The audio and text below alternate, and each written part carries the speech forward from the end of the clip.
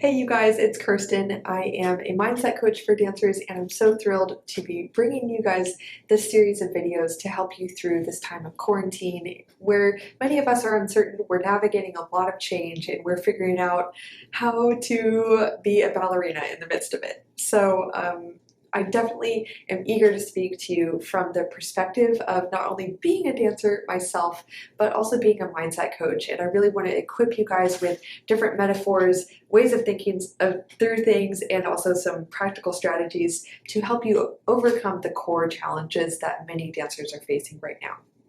So today, I am really thrilled to be talking about the topic of motivation. How do we stay motivated during quarantine, where a lot of things have changed? We're dancing in our living rooms or our bedrooms. It's weird, it's challenging, and quite frankly, for many dancers, it is a struggle to want to take classes. Now, for some, that's not the case. Some are taking plenty of live classes and they just feel like, woohoo, yeah, I'm ready to take class in my garage that already has like Marley and a sprung floor and a bar mounted to the wall. Sorry, there have been some really good memes from Ballet Booth. Me looking at dancers who already had a bar in their apartment. That one, that was a ministry. That was, oh, laughed so hard at that. That aside, I'd really like to help you increase your motivation if you are especially still desiring to take class or you're required to continue to take class. A lot of my clients, the dancers I work with in my mindset coaching practice, they are currently still training. Their ballet schools are requiring class, or their companies are still putting on class and they feel pressure to go, or their universities are requiring them to take class and film videos of themselves. Like, some dancers simply don't have the option, but you need to dig deep and find that motivation somewhere. So in this video, I definitely want to equip you with some strategies to start getting more motivated and to actually enjoy the time that you do get to dance in your living room, as weird and as funny as that is. So if you're here for that, let's get on with the video. Hey friend, I just want to briefly pause today's video to ask you how often you've heard the term ballet is just as mental as it is physical. I think we can all acknowledge and agree on the fact that your mind is what controls your body, and the state of your mind drastically affects how you feel in the studio, how well you're able to perform, and your overall level of satisfaction and confidence as a person. I would like to also ask you if you're experiencing negative spirals of thoughts frequently in class, an inability to focus because you're so in your head, and maybe you're noticing a lot of insecurities coming up frequently that cause you to shrink and hold back and not really be able to dance as well as you think you can, or you know you can. Maybe you aren't really sure if dancing is for you and you're feeling burnt out, but you don't want to quit because you don't know what else you would do. Maybe you need to be grounded more in who you really are apart from dance. Maybe you're struggling with an injury and you need to regain trust with your body again. Or you're doing just fine, but you feel like you can have a little bit more confidence and you're not quite living up to your potential and what you really believe is possible for yourself. Well, as a mindset coach for dancers and a former professional dancer myself, I completely understand and empathize with these struggles. I've been through all of them myself. And now, as a master practitioner of NLP, neuro-linguistic programming, I help recreational to world-class dancers overcome their mental blocks, whether that be insecurities, lack of confidence, self-doubt, whatever it is they're struggling with.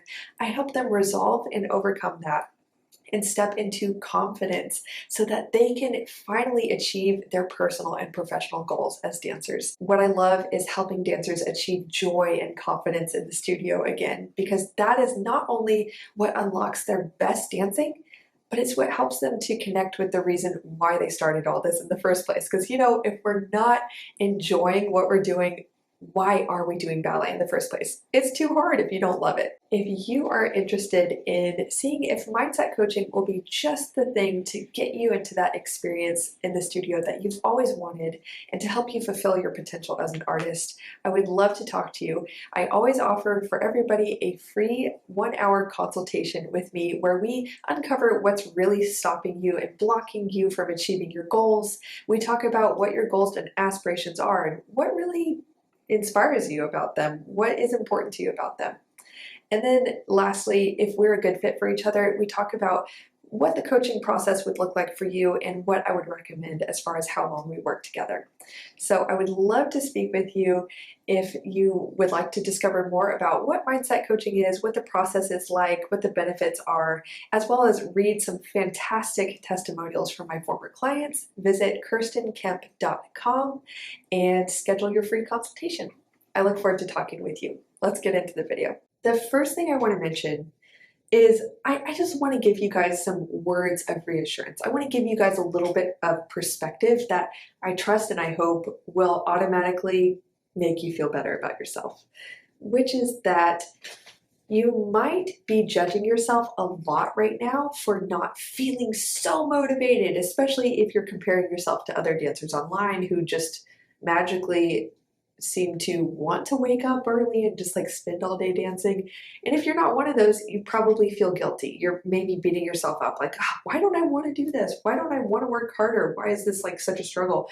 And you might be comparing yourself to how motivated you were in your studio or company environment. You might feel like all of that effort and motivation you had in the studio was completely intrinsic. It was totally coming from like your passion for dance and like, man, you worked so hard and you're really proud of yourself for how hard you worked, and you should be proud of yourself. But here's what I have to say. The reason why so many dancers can wake up every single day and push themselves way harder than most humans do, especially physically, is because it is a habit.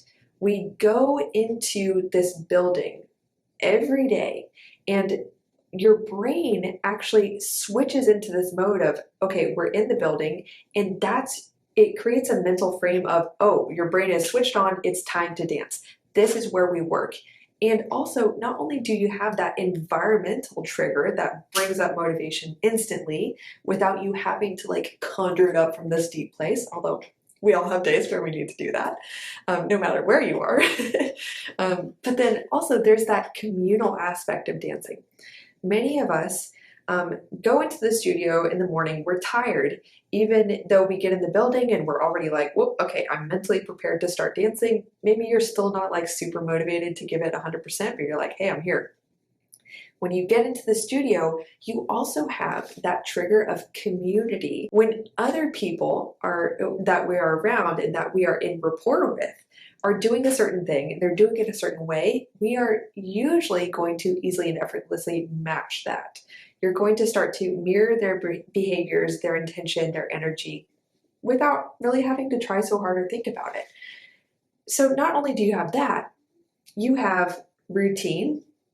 Routine is huge for triggering motivation easily and effortlessly. Almost all of that is gone or has significantly changed since you've come home. And so I want you to just take a moment to appreciate and celebrate that when you are dancing at home, your brain, for most people, associates rest, relaxation, and downtime with being at home. Not only have you been removed from all these environments and these triggers for motivation, these subconscious triggers, you have been put in a place and trying to dance and like work hard in a place that triggers your mind to usually eat a good meal, to go to sleep, to relax. I don't want to sound discouraging, but you've worked up against a lot and your willpower is clearly so strong that you have continued to dance. And I just want to take a second to celebrate that. And I'm also going to tie in that awareness to my next point, which is a tip on how to start developing that motivation in yourself. Just like you've probably heard that tip to not do your schoolwork or your work online from your bedroom in your bed, because you need your mind at the end of the day to designate the bed, that image of the bed with, okay, it's time to relax, wind down, and to sleep. Otherwise, you might have sleep issues just because your brain gets confused. It's like, is this time to do homework and work and to have like a busy mind, or is it time to sleep? So my tip for you is to start actually designate a place in your home, even if you live in a tiny apartment.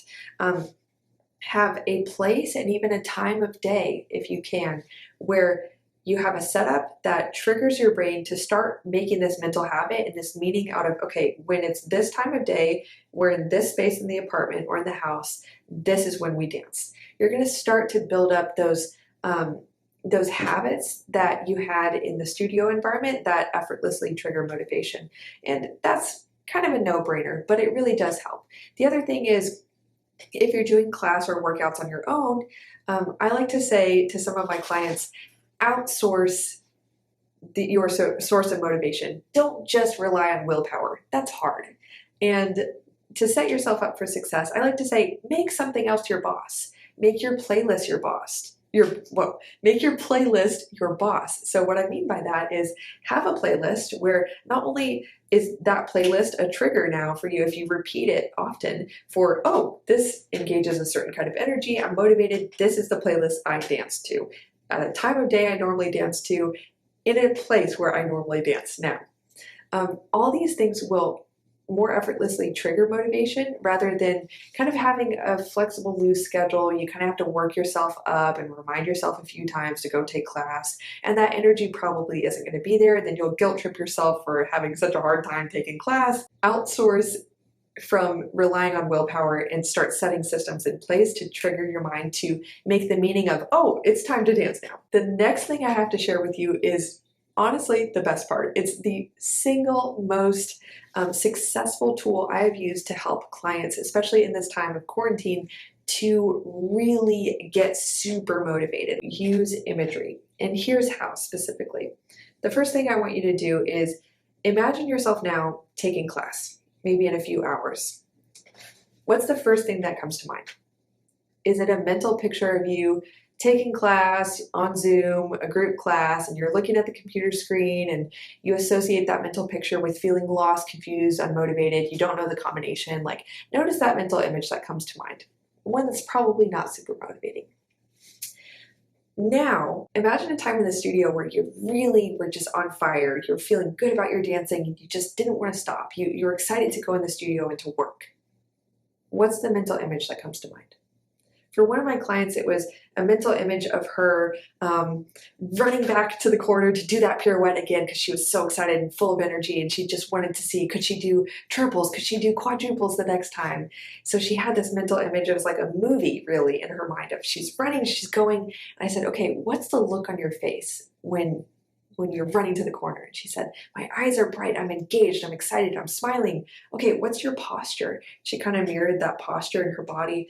She's standing up straight. Her spine is, tall. She's full of energy. Her shoulders are back. Her chest is proud. Her chin is up. Okay. And so when we tapped into that mental image, then I said, okay, now keep that posture, the exact posture. Just close your eyes. You can do this as well. Take that mental image of you in the studio and just take the you in that mental image. Put that person, that dancer, that version of you in your living room or wherever you're dancing. Imagine yourself, running onto your little Marley mat or into your kitchen and just being so excited to, see what's possible. And as you imagine this, keep that posture in your body that triggers that feeling. You want this mental image to trigger a feeling in your body. Notice with as much detail as you can, is that picture, is it moving or is it still? Is it bright? Is it dim? See the qualities of that picture and of yourself. See your face. How are you looking? How are you acting? How are you feeling? Tap into that and make it super real to you. Another one of my clients, she imagined herself doing this tendu that she knows she's able to do. She's seen it in the mirror before and she's really proud of how it looks. It feels super good. So I said, okay, take that image of you, put that image of you holding onto your kitchen counter, taking bar, taking things slowly. And she said, oh yeah, it actually feels amazing because I'm noticing the definition of my muscles. And so suddenly she became motivated to get more of that feeling. And it's important when you're visualizing to not only make the image really appealing, it's important to embody that posture and to feel that positive feeling of motivation or whatever it is in your body. Feel it in your body. The other thing is it's important to see yourself looking at yourself in the mental image instead of looking through your own eyes. That's just a subconscious mind trick to actually tell your subconscious mind, almost like a dream, that you don't yet have that thing, but you want to have it again. So it's kind of like dangling a little treat. So that is just a trick to help your subconscious mind, program your subconscious mind to trigger motivation whenever you need it. And eventually, as you make this a habit of associating Zoom class with you looking and feeling that way, the more you will just naturally be enticed to do it. So examine your first mental picture, go to another mental picture of you feeling and looking great and just wanting to dance like that again. Layer the two images, put them together, feel that positive feeling in your body, make it enticing to where you want to feel that again, and make sure that you really associate that positive mental image with you taking class as you would in quarantine. I promise you guys, this really works. The last thing I want to leave you with is asking you, what is your intention? For many dancers I have worked with personally, right now what I'm hearing from them is when I say, okay, well, what is it that you really want to get out of your dancing during this time? They almost never say anything that's really motivating. Usually what I hear across the board is, I just want to maintain my technique. Sorry, but whoever decided to devote their life to ballet because they want to maintain the strength they already have? Sure, it's a very practical ideal, but is it even realistic though? Because you're not actually going to be doing grand allegro. You're not going to be doing a lot of point work. You're not going to be doing all the things you were doing with the same schedule that you did when you were dancing in the studio. It's perhaps not even realistic to maintain what you had. So not only are you kind of setting yourself up for failure, secondly, telling yourself, oh, I just want to maintain what I have. It's not horribly motivating. Most dancers are motivated by progress, achievement, and hard work, and like seeing the fruit of that hard work. And so I want to urge you to alter your intention. Here's one thing that really worked for one of my clients. I said, okay, knowing that progress is going to look different right now, what is one thing that, you'd actually have wanted to improve in your technique, you've wanted to explore some more, but you haven't really had the time and space to slow down and focus on it? She's like, oh, actually, I've really wanted to take time to just do like slower pliés and slower tendus and work on my placement and actually to get more definition in my legs and to really feel the length in my legs. And I said, oh, well, would you say that's something you can do while holding onto your kitchen counter? She was like, yeah. Oh, so you don't need to do grand allegro, tons of point work to get that variations? No, actually, I would just do it at the bar. Oh, great. Well, guess what? That's what you could do right now. So her goal shifted from, I just want to maintain my technique, which actually brought up a lot of guilt too, of worrying, oh, what if I fluctuate? What if in my weight and my strength? Of course you will, but we shifted that to a very motivating goal to slow down and to take this chance to reset her technique and to delight in the basics again of fundamental technique and dancing. And she was so excited about that. And she knew it was totally achievable. And she saw how just taking a step back and slowing down, like this is her chance to do that. So when she gets into the studio, she's not like the same dancer. She hasn't just maintained, like she's grown in new ways. And in a realistic way too. So examine for yourself, what is a new, motivating, realistic goal that actually supports the approach that you'll naturally have during this time? Maybe being simpler, taking less time but with more intention, whatever it is. Being self-guided. Instead of seeing that as a negative thing or something that's burdensome, take it as an opportunity. Last thing, remember that you have this time to see it as a problem, but examine how you feel differently about dancing when instead of seeing, your environment, your lack of motivation, lack of space, whatever, as a problem, see it as a challenge. challenge is more action oriented. At least to me, that kind of means like, oh, it's changeable. I can do something about it. Like when I engage with a challenge, I grow from it, and it's action oriented and it's changeable. It's fixable. There's something I can do about it. When I think problem, it's very fixed, and it's almost like something I have to put up with, fight against, or cope with. Now, so change the problem language to challenge. See what changes in your feelings and your mentality. You can also, if this feels appropriate to you, go from challenge to asking yourself, how is this an opportunity? And that usually brings up a lot of creativity, excitement, experimentation, curiosity, things that fuel artistic and personal growth. So I always love walking dancers through that reframe. Very simple. Notice a problem, label as a challenge, and then label it as an opportunity, and see that progression of how what you do about it and how you feel about it changes. So you guys, that's all I have to share for today. I really hope this was helpful. Please comment down below what you really got from this video. Share it with your friends. I'm sure they'd appreciate it. Give it a like if you want to see more videos like this. Subscribe if you haven't already. All that good stuff, you know what to do. And I will see you in my last video of this, well, at least what I think is the last video, who knows, of this series on getting through quarantine as a ballerina. So I hope you've enjoyed. I've enjoyed speaking with you, and I'll see you next week. Bye.